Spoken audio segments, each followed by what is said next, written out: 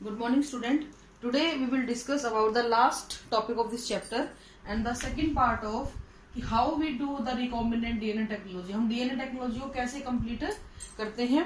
कल के लेक्चर तक हम लोग बात कर चुके थे कि हम लोग रेस्ट्रिक्शन एंजाइम से डिजायर्ड डीएनए को सिलेक्ट करेंगे, रेस्ट्रिक्शन एंजाइम से उसको काटेंगे, उसके बाद उसको हम लोग जेल इलेक्ट्रोफोरेसिस से सेपरेट करवाएंगे, उसका काइमेरिक डीएनए फॉर्म करवाएंगे और उसका एम्प्लीफिकेशन भी हम करवा सकते हैं पीसीआर से. आज हम बात करेंगे कि इसको होस्ट के अंदर कैसे डालेंगे, और ये ऑलरेडी हम डिस्कस कर चुके हैं कि होस्ट के अंदर डालने के लिए ऑर्गेनिज्म को हम लोग क्या करते हैं, दो मेथड यूज करते हैं, डायरेक्ट मेथड और इनडायरेक्ट मेथड. इनको हम दोबारा से नहीं बताएंगे क्योंकि ऑलरेडी हम लास्ट लेक्चर्स में इसके बारे में आपको बता चुके हैं. डायरेक्ट मेथड में हम जीन ऑफ इंटरेस्ट को 4 तरीकों से डायरेक्ट होस्ट सेल के अंदर डाल देते हैं. ये 4 तरीके होते हैं: इलेक्ट्रोपोरेशन, ये होता है जीन गन मेथड या बायोलिस्टिक मेथड इसको बोल देते हैं. कोई केमिकल मेथड यूज कर सकते हैं जैसे कि पॉलीथाइन ग्लाइकोल, और माइक्रो इंजेक्शन से भी आप इसको इंसर्ट करवा सकते हो. इनडायरेक्ट मेथड में हम लोग वेक्टर की हेल्प लेते हैं. ये बहुत इंपॉर्टेंट चीज होती है बेटा कि किसी भी ऑर्गेनिज्म प्लाज्मिड को या किसी भी फॉरेन डीएनए को अपने आप को अगर एक्सप्रेस करना है तो ये होस्ट के अंदर डाला जाए. होस्ट के अंदर जब तक ये नहीं डलेगा तब तक ये अपने आप को एक्सप्रेस नहीं कर पाता है. तो इस तरीके से आप उनको दोनों को इंसर्ट करवा सकते हो. नाउ द क्वेश्चन इज, आपने होस्ट में तो डाल दिया, अब उस होस्ट को उस होस्ट से आपने क्या लेने हैं, प्रोडक्ट लेने हैं. तो बेसिकली वो जो जीन ऑफ इंटरेस्ट जो डाला गया था होस्ट के अंदर, उसमें जीन ऑफ इंटरेस्ट के द्वारा मिलने वाले जो एक्सप्रेशन है, फिनोटिपिक एक्सप्रेशन हम बोल सकते हैं इसको, या उसके जो प्रोडक्ट है, एक्सप्रेशन जो करेगा वो in the form of product, उसको लेने का टाइम आ गया.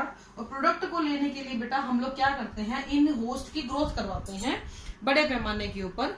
अगर देखो शुरुआत में तो हम लोग कराएंगे लेबोरेटरी के अंदर, यानी सिंपल लैब के अंदर इनको हम कल्चर करवाएंगे और हम उनके प्रोडक्ट को लेंगे. अगर हमें लगता है कि प्रोडक्ट ठीक से आ रहा है, then we will go for the large scale production.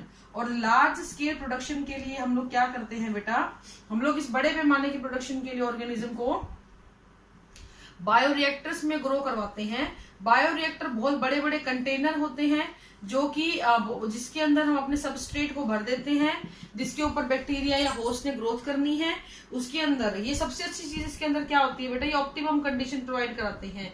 ये पीएच, टेम्परेचर, ऑप्टिमम ऑक्सीजन और सबस्ट्रेट, विटामिन्स, मिनरल्स, इन सारी चीजों को ये क्या करवाएगा बेटा, प्रोवाइड कराता है. So that the growth of the host organism can be exponential, बहुत ज्यादा बड़े पैमाने पर वो ग्रोथ कर सके, so that we can have the maximum result और we can have a good product of the system. ठीक है, अब हमें देखना है ये बायोरिएक्टर होते कितने तरीके के हैं बेटा.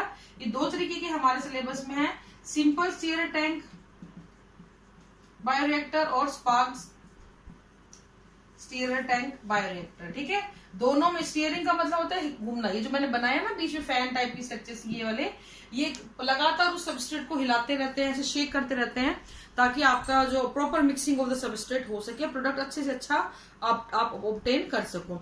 बिल्कुल ऐसे ही जो स्पार्क्ड है उसके अंदर हम एक एडिशनल चीज और डाल देते हैं कि यहाँ पे हम एयर बबल्स को भेजना शुरू करते हैं, यानी कि ऑक्सीजन को हम भेजना शुरू करते हैं, so that anaerobic condition can not prevail, और यहाँ पे ऑक्सीजन की वजह से आपको अच्छी अमाउंट में सरफेस एरिया भी आपको मिल सके, तो आपका प्रोसेस और ज्यादा एनहांस हो जाएगा. ठीक है, तो ये 2 रिएक्टर्स को हम लोग यूज करते हैं. अगर हम प्रोसेस की बात करिए तो वो बायोरिएक्टर के टाइप, तो हम लोग इस प्रोसेस को 2 स्टेप में कंप्लीट करते हैं, बैच मेथड और कॉन्टिन्यूअस मेथड.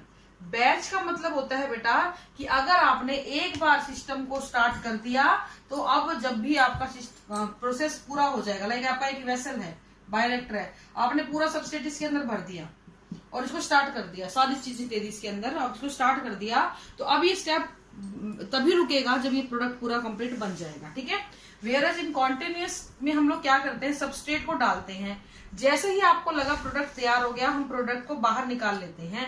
तो कहने का मतलब है टाइम पे सबस्ट्रेट को ऐड किया जाएगा और प्रोडक्ट को निकाला जाएगा, टाइम पे सबस्ट्रेट को ऐड किया जाएगा, प्रोडक्ट को निकाला जाएगा. तो इस तरीके से हम लोग एक बार पूरा प्रोसेस स्टार्ट करके एंड लेना, दैट इज बैच, और प्रोसेस के बीच में एडिशन करते रहना, प्रोडक्ट को रिमूव करते रहना, कॉन्टिन्यूअस मेथड ऑफ प्रोसेस कहलाता है. ठीक है, अब आपको प्रोडक्ट मिल गया, फिर आपका जो नेक्स्ट स्टेप आता है ना वो बहुत इंपॉर्टेंट है बेटा.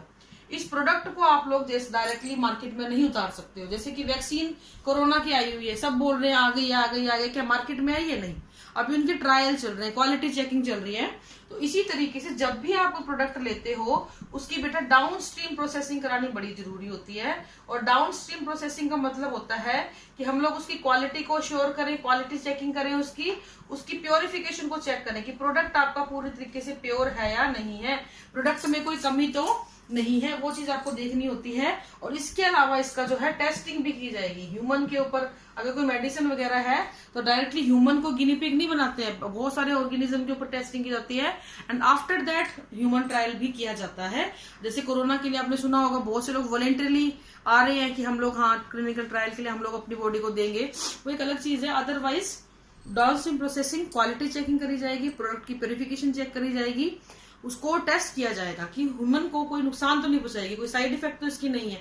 अगर ये सब चीजों पे ये खरी उतरती है तो इसको मार्केटिंग के लिए मार्केट में भेज दिया जाता है। ठीक है बेटा, तो this is all about bioreactors, downstream processing and host organism. Okay, this is all for today. Thank you and have a nice day.